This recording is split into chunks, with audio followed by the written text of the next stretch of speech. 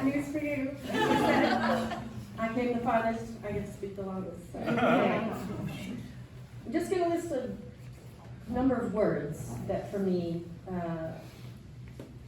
are indicative of my mother, of our mother. Active, adventurous, creative, a doer, a dreamer, entrepreneurial, frugal, generous, a lover of life, loyal, organized, practical, vivacious, and witty. Sexy. Whoa! No one asked you! There's the peanut gallery over there. Let's start with adventurous. One of the most joyous discoveries after Mom's passing was finding pages and pages of handwritten travel journals, one even dating back to 1977, when our family took an unforgettable trip to Japan to visit our dear friends, the Clearys. 26 pages meticulously documenting every train or sardine-packed metro ride, every meal, every smell, taste, every human interaction and emotion, every piece of art and history discovered and absorbed. A treasure indeed. Other trips she journaled included Greece, Italy, Ireland, France, Scandinavia, Turkey. There's more. She made lists of all of the countries that she and my father visited and all of the states that they visited. The most touching for me was a trip that she documented that I organized for us through the south of France in Provence. And one of my favorite photos that, if you look long enough, you'll find it on the reel. Here's my mom, who, by the way, is afraid of heights, who is on a rooftop with me in Saint-Marie-de-la-Mer, the capital of the Camargue. How I got up there, I have no idea. But anyway, she's up there smiling, and we had a great time. Other travel memories include London with Louise and Linda, my dear friend Louise, and we went to see Mamma Mia in London. And Ireland, when three girlfriends joined me in a trek around Ireland, including the matchmaking festival in Lisdoon Varna, also mentioned in a couple of Mom's journals, and then meeting up with Mom and Dad and Pat and Wilma Cleary in Doolin.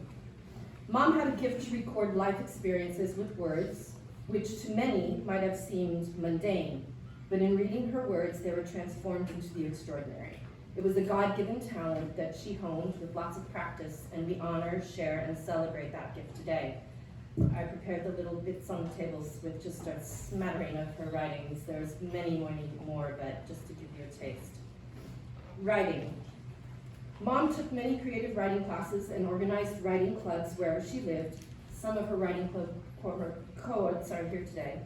She wrote essays, mini memoirs, and even a series of children's stories about the triplets she created, Cora, Dora, and Flora, which could very well have been inspired by the birth of my twins, or the birth of some grandchildren of triplets that are friends of my mom and dad's. Mom was indeed a language enthusiast and a word maven, a trait that I'm thankful to have inherited from her. The most famous word she taught us was fop during a bottle game. None of us believed, F-O-P, none of us believed it was really a word, but Merriam-Webster proved her right. Fop. A man who is concerned with his clothes and appearance in an affected and excessive way, a dandy.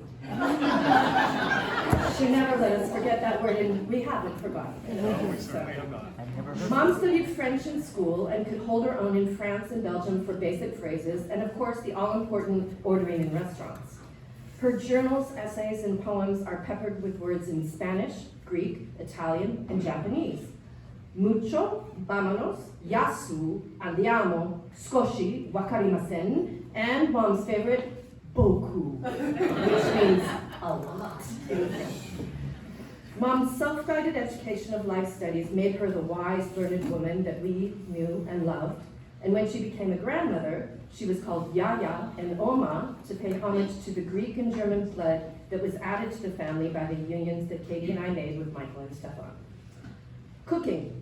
Yeah, sorry, it's gonna be the fourth time around. But Louise did make me edit it a little bit, so I had like 12 dishes. Another way Mom was creative was her talent for cooking and entertaining. This is one of the many things I learned from, admired about, and shared with my mom. We both shared recipes with each other over the years.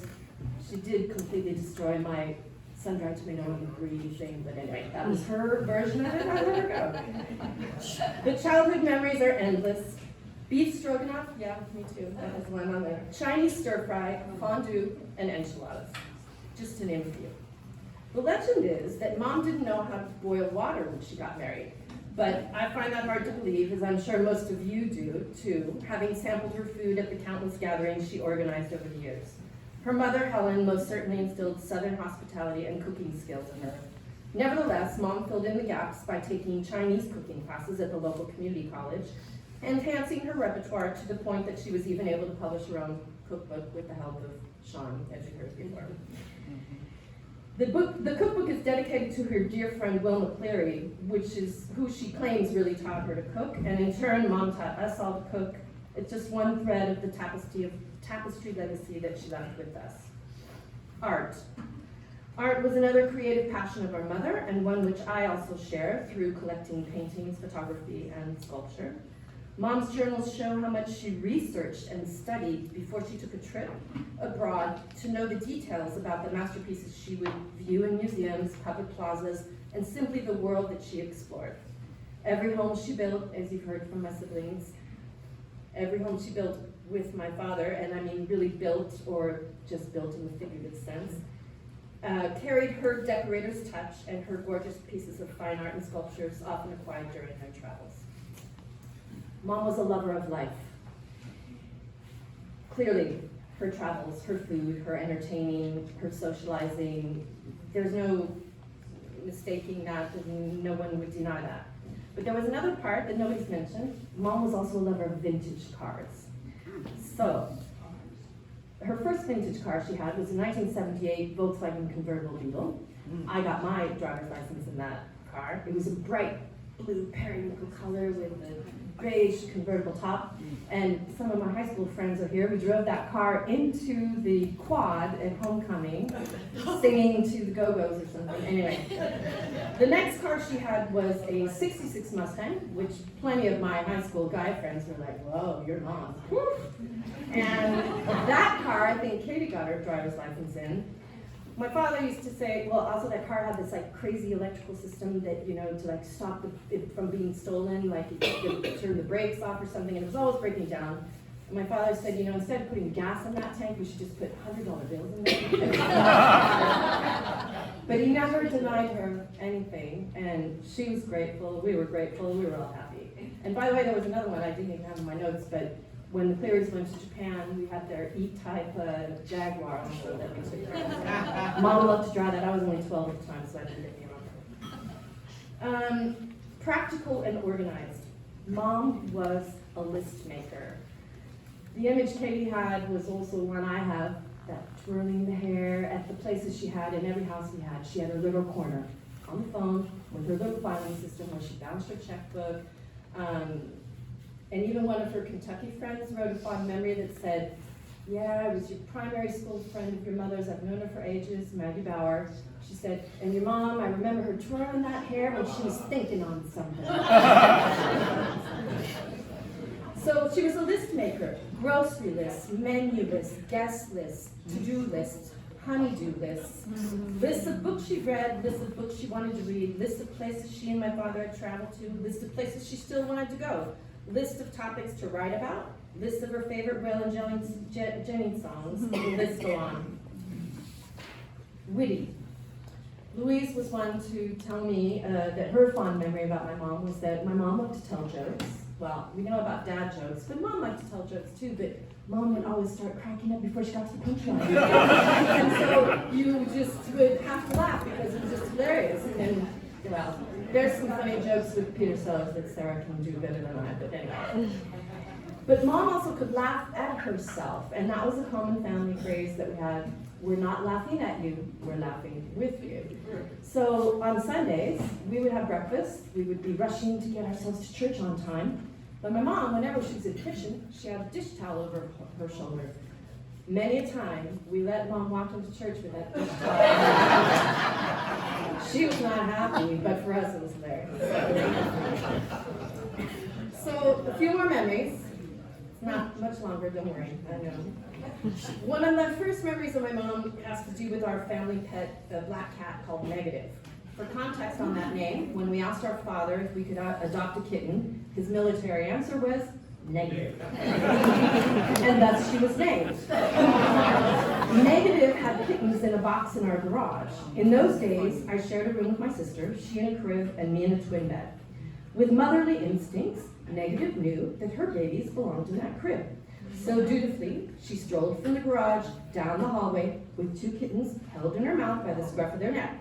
My mother was slightly alarmed at this mingling of animals with her newborn baby, and she promptly picked them up and proceeded to return them to the box in the garage. As she strolled down the hall, 2 kittens cradled in her arms, Negative passed, going the other way, with 2 kittens ready to be taken.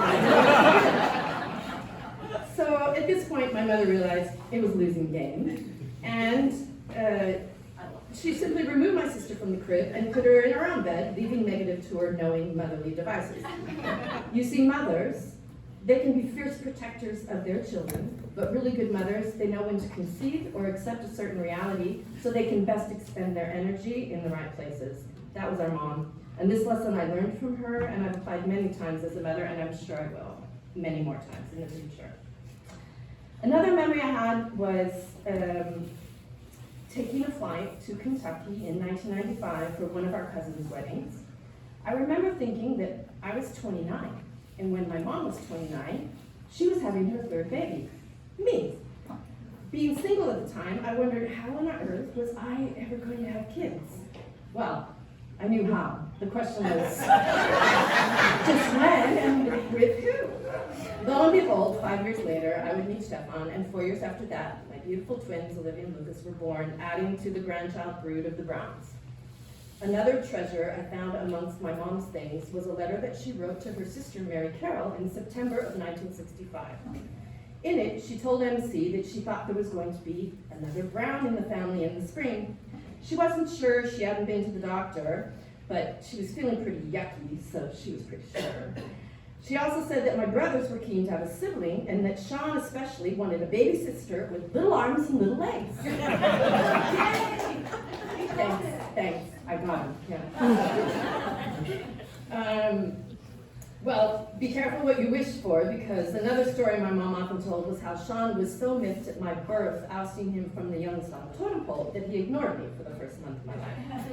Then one day, Sean came up to Mom and said, "Can I hold the baby?" And as my mom tells the story, she nearly threw me in his arms. His coming around to accepting me into the family was deeply important to her, as you've heard from all my siblings. Priority of family was a value I think we all learned from her and have incorporated it into our lives. It's only recently, say in the last couple of years, that I've kind of realized how much my life has mirrored my mom's. I see it as a matriarchal red thread of curiosity, adventure, and discovery that flows in our family. My mother left her birth town of Louisville, Kentucky to live in California for close to 60 years. I left California to study in Spain and Switzerland and eventually settled in Belgium, where I've lived for nearly 30 years. Katie took a job in Guam for 6 months and traveled in the area for a couple more months. Zoe traveled all through Europe with, and I meant to fact check this, what was it called? People to people or upward people? Sorry. People to people. Sarah has a recent interest in Japan and will do an internship in Costa Rica this summer. My daughter Olivia is finishing up a gap year in Australia. Our mother's legacy and thirst for knowledge reaches far and wide and lives on through us, our travels, and our life discoveries. But as I wrote in her obituary, she never forgot her family or friends in Kentucky. Many people in Belgium, when they ask me, "Where are you from?" and I say California, they picture this beautiful paradise that we have. And they say, "Why on earth would you move to this tiny country where it rains all the time?" And I said, "I never lost California, I just gained Europe." And my mother did the same thing. She kept both feet in both places, and that was really important. So I hope I've tried to do the same as well. Something my father has mentioned more than once since her passing is how much we are learning about her that we did not know or perhaps recognize or acknowledge before. For me, this is seen in the repetition of comments by her friends, most notably that they admired her and they learned so much from her. Our mother was a modest yet confident woman. She had a cackle of a laugh and a keen sense of humor. take these stories and memories with you and remember her that way today and always. Yes.